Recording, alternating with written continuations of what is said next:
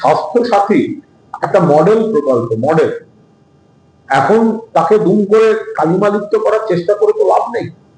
স্বাস্থ্য সাথী মমতা বন্দ্যোপাধ্যায় করেছিলেন যাতে সব মানুষ 5 লক্ষ টাকা পর্যন্ত বিনামূল্যে চিকিৎসার সুযোগ পান। এছাড়াও জেনেরিক ওষুধ, বিনামূল্যে চিকিৎসা, নানা ধরনের পদক্ষেপ নিয়েছেন। আমি স্বাস্থ্য সাথীর কথা বলছি। এবার আপনারা ভালো করে একটুখানি দয়া করে বিষয়টা একটু গুরুত্ব দিন। ভোটের আগে কি বলা হয়েছিল? স্বাস্থ্য সাথী বদলে আয়ুষ্মান ভারত। বারবার বিজেপি নেতারা এসে বলেছেন আয়ুষ্মান ভারত কেন করতে দিচ্ছে না, কেন করতে দিচ্ছে না।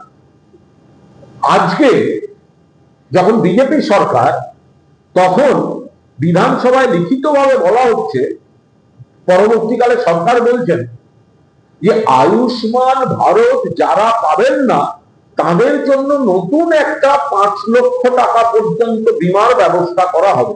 একবার বলা হয়েছিল সিএম রিলিফ ফান্ড থেকে দেওয়া হবে, ওটা টেকনিক্যালি অবাস্তব। কারা কেন এসব লিখেছিলেন ঈশ্বর জানেন। এখন বলছেন আলাদা বীমার ব্যবস্থা করা হবে। তার মানে আমরা যেটা গোড়ার থেকে বলেছিলাম যে আয়ুষ্মান ভারত সবার জন্য নয়, যে ক্রাইটেরিয়া গুলো রয়েছে সবাই পাবেন না। বিজেপি ভোটের আগে বিভ্রান্ত করেছে। ভোটের আগে একবারও বলেনি যে আয়ুষ্মান ভারত সবার নয়। ভোটের পরে এসে বিজেপি বলছে যে আয়ুষ্মান ভারত যারা পাবেন না তাদের জন্য আমরা একটা আলাদা ব্যবস্থা করছি। আরে ভাই, তাই যদি করবে তাহলে তুমি স্বাস্থ্য সাথীটা সরাবে কেন? স্বাস্থ্য সাথী তো সবার জন্য 5 লক্ষ টাকা ছিল, মমতা বন্দ্যোপাধ্যায় করে গেছেন। যদি আয়ুষ্মান ভারত তোমরা ইন্ট্রোডিউস করলে, তাহলে আয়ুষ্মান ভারত যারা পাবে না, এই কথাটা আসছে কোথার থেকে? তার মানে আমরা যেটা বলেছিলাম সেটা ঠিক, যে আয়ুষ্মান ভারত সবার জন্য ছিল না। এখন নতুন করে বলা হচ্ছে যে মুখ্যমন্ত্রী 5 লক্ষ টাকা পর্যন্ত রাজ্যে একটা আলাদা স্বাস্থ্য বীমা আনছেন। কি দরকার হয়? স্বাস্থ্য সাথীটাই কন্টিনিউ করুন, মেনে নিন। যেটা মমতা বন্দ্যোপাধ্যায় যেটা মডেল তৈরি করে দিয়েছেন, মেনে নিতে কি অসুবিধা আছে? কেন মাঝখান থেকে মানুষকে বিপদে ফেলছে? স্বাস্থ্য সাথী করাটা কিন্তু সহজ কাজ ছিল না। স্বাস্থ্য সাথী মানে অনেক ঘুঘুর ভাষায় ঢিল মারা,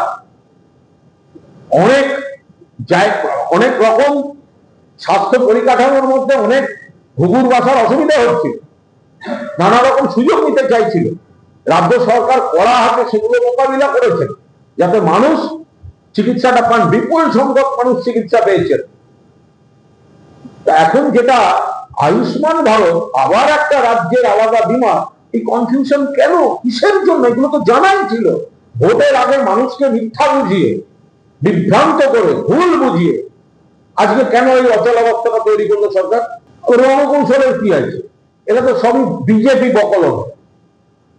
মুখে এনসিপিআই বলুক বা এখানে যারা বালিশ বলুক, আলটিমেটলি তো এগুলো বিজেপির দালালি করতে গেছে, বিজেপির দয়ায় এরা থেকে যাচ্ছে। তাহলে রণকৌশলের আবার কি আছে? বিজেপির আশ্রয় নিয়ে জনপ্রতিনিধিত্ব, কেউ এমএলএ, কেউ এমপি, এগুলো বাঁচাবার চেষ্টা করছে। তৃণমূলের হয়ে জিতে বাঞ্চ অফ গদ্দার 20 জন সাংসদ তারা গেছেন ওখানে। ওখানে কি আছে? বাঞ্চ অফ গদ্দার ওখানে গেছেন, বিজেপির নেতাদের সঙ্গেই বৈঠক করে গেছেন।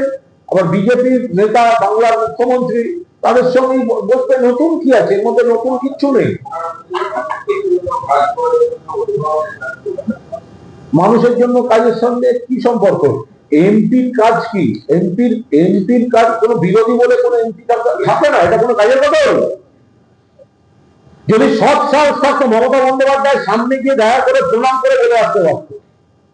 যদি সৎ সাহস থাকতো যে আমি কাজ করার জন্য যাচ্ছি, তাহলে মমতা বন্দ্যোপাধ্যায়ের পায়ে হাত দিয়ে প্রণাম করে বলে আসতো, দিদি কৃতজ্ঞ, আজীবন কৃতজ্ঞ, আপনারা আমাদের গোটা জীবনের পরিচয় ব্যবস্থা করে দিয়েছেন, এখন যাচ্ছি আরো কাজ করবো বলে।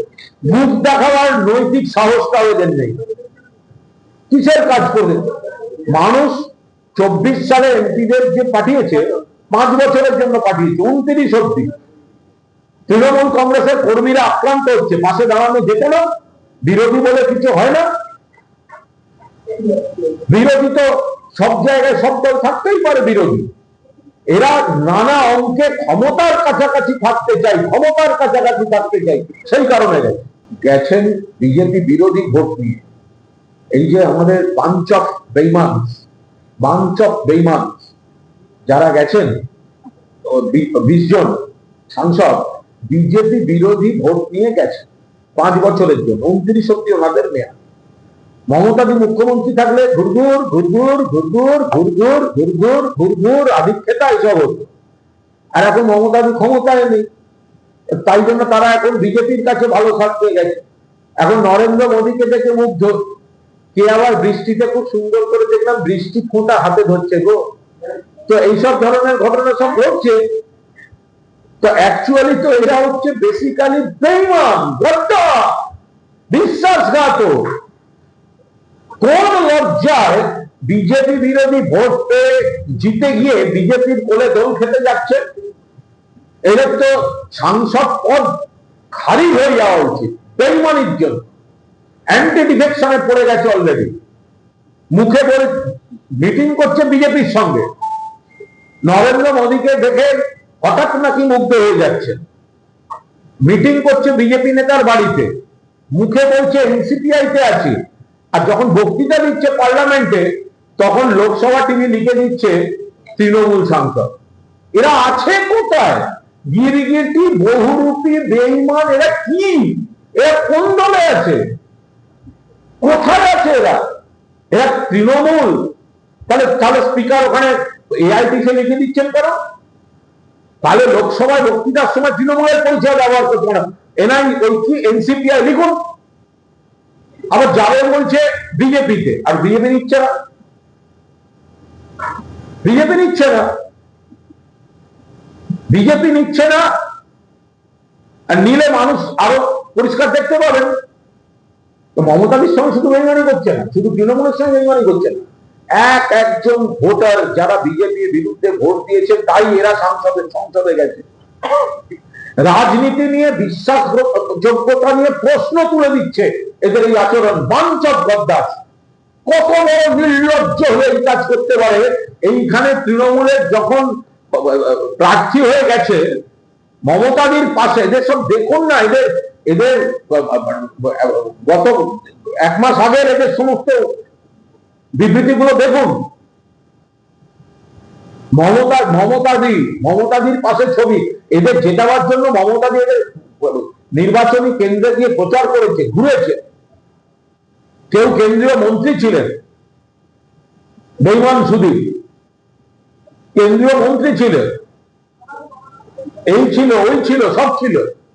এরা হঠাৎ এখন নরেন্দ্র মোদীকে দেখে বলছে মুগ্ধ। কেউ না, আশ্রয় খুঁজছে, আশ্রয় খুঁজছে, প্রোটেকশন খুঁজছে তৃণমূল। আচ্ছা, ওরা কোন দলে? এনসিপিআই। তাহলে তলায় এনসিপিআই লেখা নেই কেন? কেন তৃণমূল লেখা আছে লোকসভা টিভিতে?